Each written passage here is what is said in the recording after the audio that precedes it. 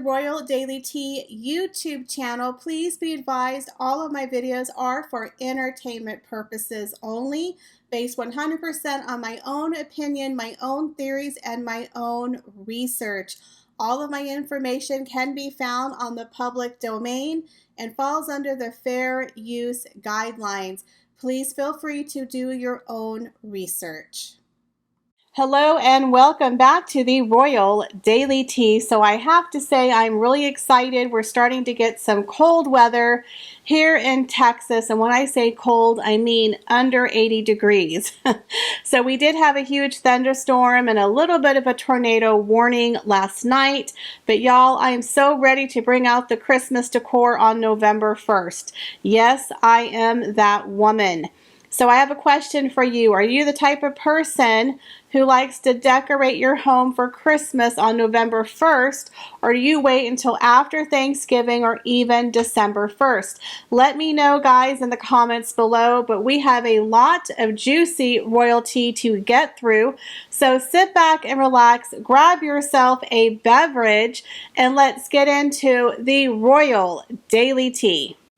So Prince Harry, the mental health coach of Monteshitshow and the used car salesman of mental health himself, apparently made a surprise appearance at a San Francisco summit last week for Better Up. There he gave out business advice to over 700 CEOs, saying that, quote, they need to individually grow themselves in order to scale up their companies. That's hilarious coming from a very spoiled, pampered, petulant prince who still cries that his daddy cut him off financially at the age of 36, where he's been forced to live as a civilian for like 2.5 years and, earn a living like the rest of us adults. But, he got only $5 million on the way out the door. Yeah, okay, but you're going to give business advice to CEOs? You've never owned a business. It's like me telling people how to be a millionaire and I don't have $10,000 to my name. So he appeared alongside the founder of Better Up, Alexei Robichov, where they spoke to a group of people and the program that Better Up helps its users achieve peak mental fitness. Now, Harry also posed with guests at an invite-only conference afterwards, of course, and I'm sure all those people paid a pretty penny for that event. So in a video that was shared by Better Up, Harry said to the group of 700 CEOs, quote, we're at the point where we need to unlock that potential because of the state of the world and the number of unknowns. It is scary, especially if you have children. Even if you don't have children, it's still pretty scary. Okay, thank you for that nugget of wisdom that the world is scary, whether you have kids or not. Thank you, Harry.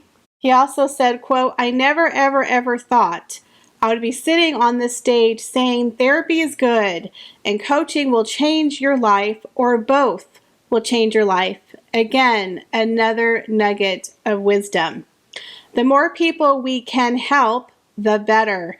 From a Better Up standpoint, the goal is the democratization of coaching to make sure we can get it to the masses. Because apparently coaching and therapy is not available to the masses already, that Better Up and Prince Harry have to make it possible? Okay. I kind of thought therapy and coaching was already available to the masses. He also talked about how he was, quote, a product of his upbringing, environment, of your upbringing and what you're exposed to as a young kid. Talked about dealing with the death of his mother and how that traumatized him as a 12-year-old boy. He said the majority of us in this room, especially as far as I'm concerned, 99.9% of the people on planet Earth right now are dealing with some kind of unresolved grief, trauma, or loss. And most of that we suppress. Society doesn't really encourage us to bring it to the surface. Again, it's like him and Meghan are trapped in the 1950s. Nobody is telling you to suppress your feelings in 2022. If anything, we are overly telling people to tell us their feelings. We hear it daily. People are encouraged to speak their mind, to speak their truth. Nobody is suppressing anybody from getting help. Do you know how many commercials a day I see on TV for mental health help?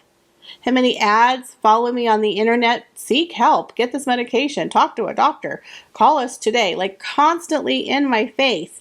So I don't know where he's getting his information that people are holding this thing called therapy and only a select group of people have access to it, and he has to bring it to the masses, and that people aren't encouraged to talk about it. No one is suppressing society. Prince Harry spoke in 2017 about seeking counseling at the age of 28 because he was suffering with anxiety and felt on the verge of punching someone. But his comments today suggest his initial treatment was not long-term.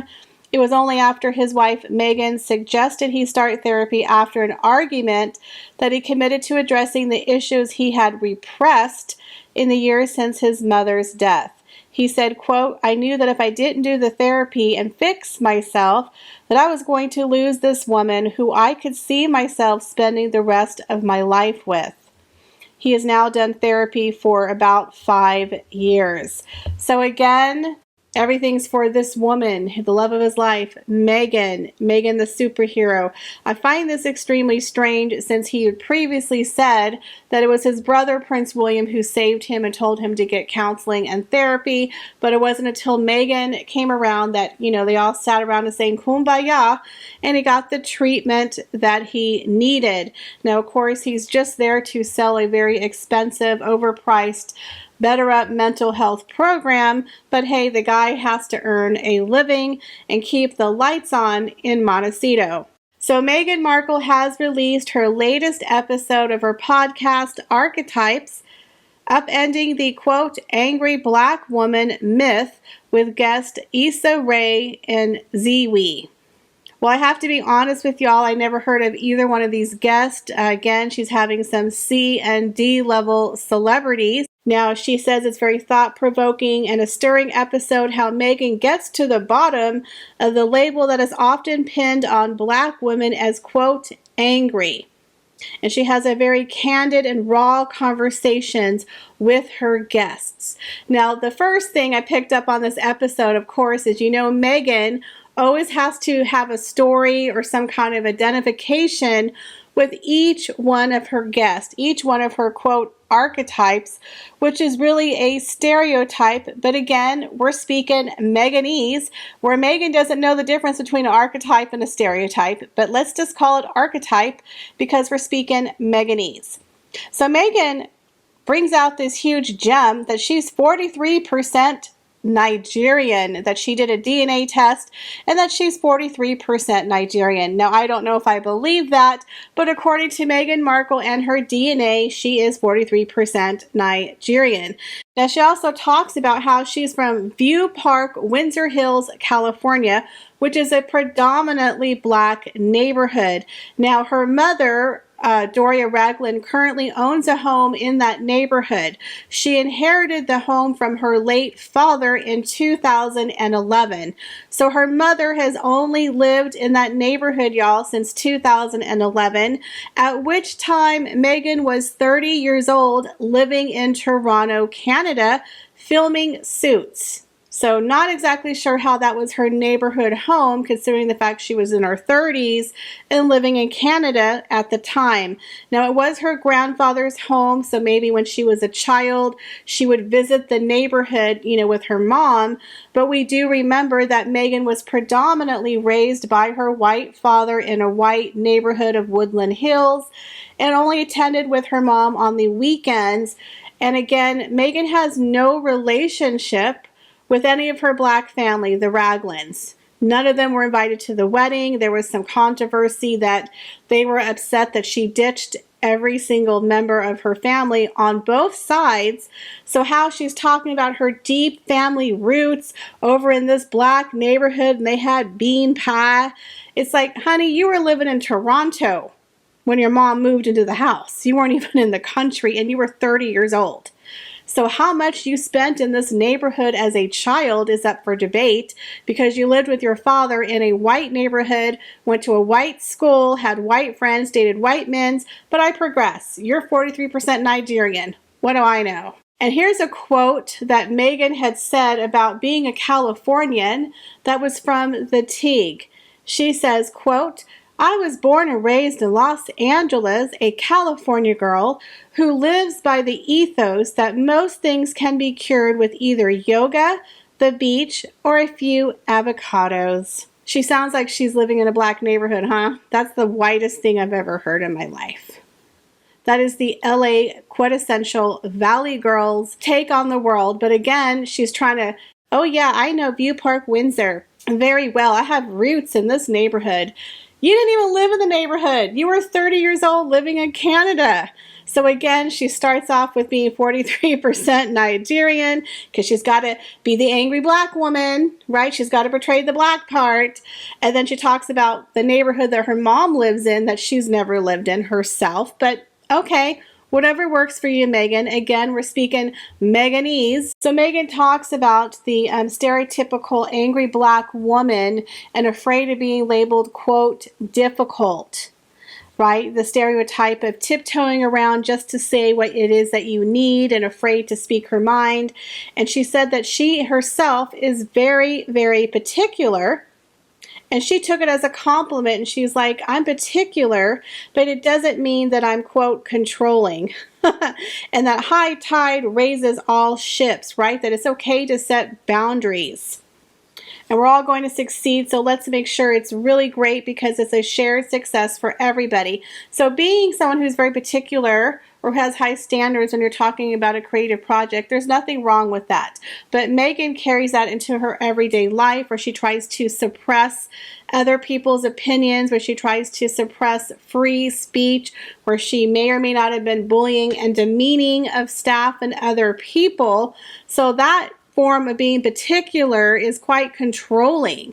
But Meghan doesn't understand the difference, like she doesn't understand the difference between an archetype and a stereotype. Again, Meghanese. But then she says, I also know that I will find myself cowering and tiptoeing into a room where I don't know if you ever do that. The thing I find the most embarrassing is when you're saying a sentence and at the end, the annotation is like a question. Like Meghan is just so meek and afraid and scared to, speak her mind. Right? And she's like, stop whispering and tiptoeing around and just say what it is that you need. You're allowed to set a boundary. You're allowed to be clear. It does not make you demanding. It does not make you difficult. It makes you clear. Well, again, we are speaking Meghanese. So how exactly does she make herself clear? By demanding, by demeaning, by bullying? Who knows? Now, again, when it comes to work and creative projects, absolutely, it is important to get your vision across. I am very much a person who is a perfectionist when it comes to my work because I take pride in my work and pride in my ownership. However, I don't extend that outside of my work. I let people speak their mind, have their own opinion. I don't force myself. I don't force myself to be clear or to be heard. I let other people speak and have their own opinion. Meghan has a way of silencing and shutting down people who don't fit into her narrative. So does that make herself particular because she didn't like the way that this person in the Cut magazine betrayed her? So she was particularly pissed off and made herself quite clear to the editor to cut that lady out of a job. You know what I mean? Or was she quite clear to the many people of her staff how she didn't like them and demean them on a regular basis? We don't know. But again, it seems like Meghan, when she talks her Meghanese, she doesn't think she's demanding. She's just clear. Okay? Again, this is from a woman who thinks an archetype is a stereotype. But she's a brainiac, y'all. What do I know? So what do you guys think of these topics? What do you think of Prince Harry speaking to 700 CEOs and giving them life and business advice? And what do you think about Meghan Markle's latest podcast tackling the myth of the angry black woman and how Meghan is particular but not demanding? Leave me your comments, guys, down below. As always, I appreciate each and every one of you. Please be sure to to check out my other social media accounts, and I will see you in the next video. Bye, guys.